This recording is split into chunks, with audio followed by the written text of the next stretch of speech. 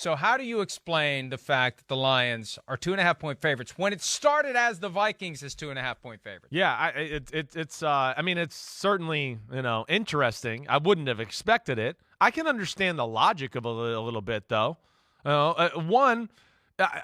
People don't believe in the Vikings. I think that's the first thing. I think that's even goes true to the people in the NFL.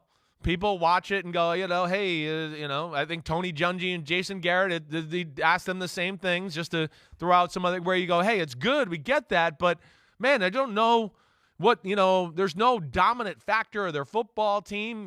Again, it would be another game last week in a lot of ways. I'm not sure you looked like the better team on the field. You won.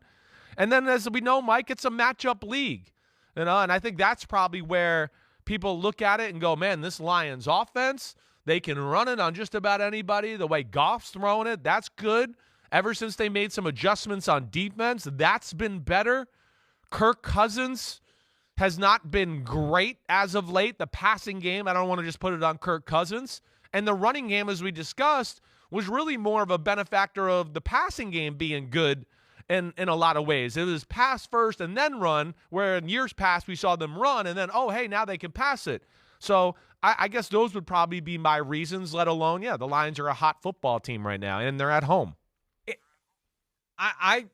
We were kicking this around yesterday, and there was a suggestion maybe Kirk Cousins was injured. I was very interested to see the report yesterday from the Vikings because he did get rocked at one point on Sunday, and he was like kind of screaming out in pain. He's a tough son of a gun. He is. I mean, he didn't miss a beat, and he's not on the injury report at all. There are 5 Vikings that missed practice Wednesday with an illness.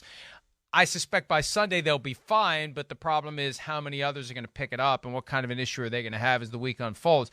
I just think it's as simple as the betting public doesn't respect the Vikings. Right. The betting public thinks the Vikings have more than a little bit of fugazi in them, and that the Lions have figured something out and that we should expect them to win, especially after last week when the Jaguars were favored by 1. And they kicked the crap out of the Jaguars. I think that was the litmus test for a lot of people to say, okay, the Lions really are pretty damn good. And why wouldn't you think, though, they're chasing a playoff berth? Yeah. I mean, they're going to have to win out, and the Vikings have to lose out for the Vikings to not win the division. Yeah. That is highly unlikely. But the Lions can still get in. They can stave off elimination to win the division, and they can get into the postseason as a wild card. And they'd be a tough out if they get there. So I think that it's just perception and it's betting. And the reality is with the Vikings, with these Vikings, they have figured out that horseshoe up the butt. They make the plays when they need to make them. Patrick Peterson told me we got 11 guys on defense. All of them believe that they're going to be the one to make the play that saves the game, and one of them inevitably does. And there's no sense of friction because it's not like the offense stinks. Remember when, against the Buccaneers, the Rams had a goal line stand, and then the Rams didn't get a single first down. Yeah. So the Bucs got the ball back, drove down and won the game. Right. Jalen Ramsey popped off about it. You don't even have there's not even the attitude was, let's go. We got to go. We just made a goal line stand. We got to go do it again. Let's go do it. Yeah. Let's go because we know we can. It's just odd. And until somebody overcomes that vibe is going to continue. And the big point was Peterson senses that the opposing offense is starting to feel that same thing. We'll see if Dan Campbell can get the Lions to ignore that and overcome that. And maybe they're the team that finally pops that bubble. Who knows? All right, Jets, Bills. Crystal ball.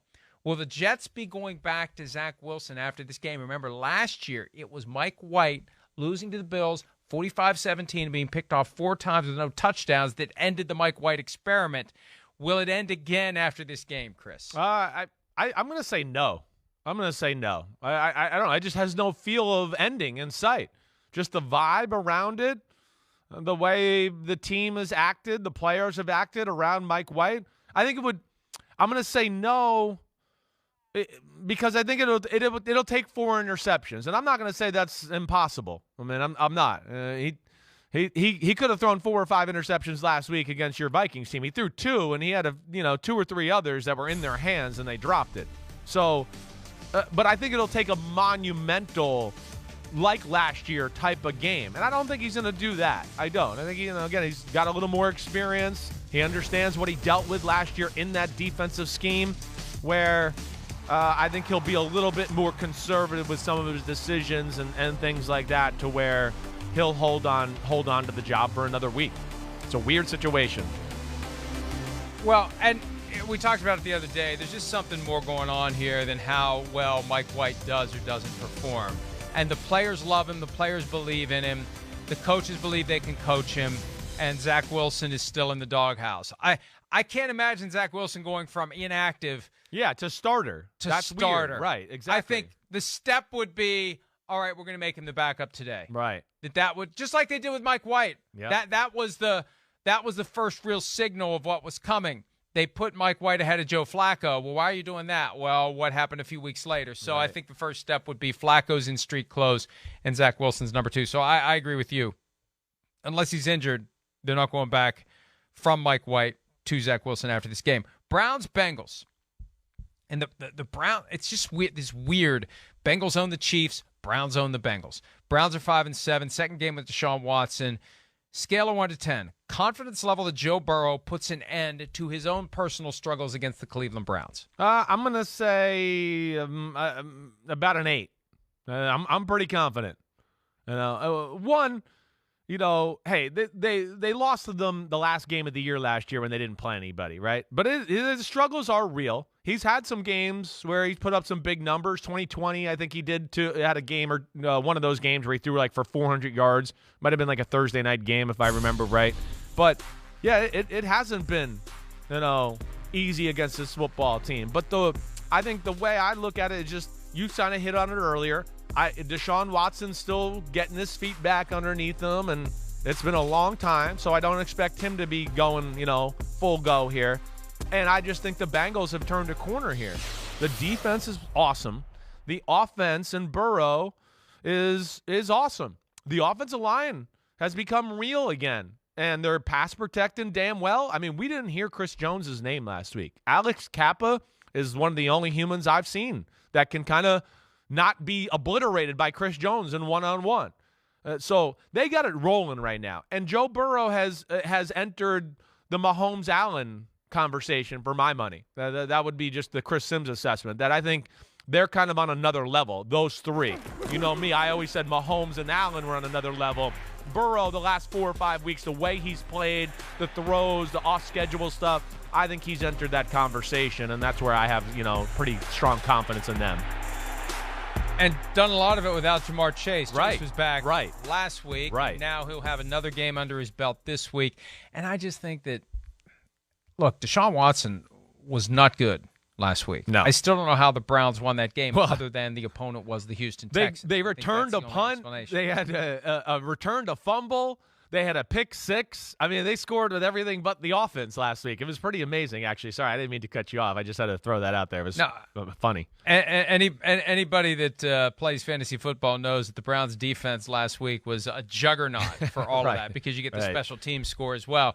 So, I think that Deshaun Watson has a lot of work to do and not nearly enough time to do it to get ready to go toe-to-toe with Joe Burrow. And they're playing the game in Cincinnati. It's going to be a hostile crowd toward Deshaun Watson. It's funny how he's back now and we just kind of forget all that. Yeah, right. Every road game he plays. Yeah.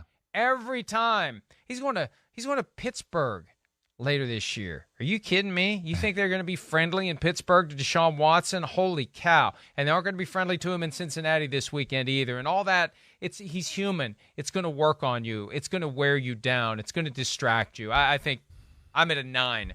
Burrow's going to overcome the Browns because they're in a position now where they got a shot at the 1 seed. Yes, they do. They got to deal with the Ravens, but the Ravens don't have Lamar Jackson. And they're struggling right now. They can take that division, and Cincinnati can end up being the 1 seed this year when it's all said and done. We'll see how that goes. Hi, it's Mike Florio. Thanks for watching PFT on YouTube. Hit subscribe for the latest news and analysis from Pro Football Talk.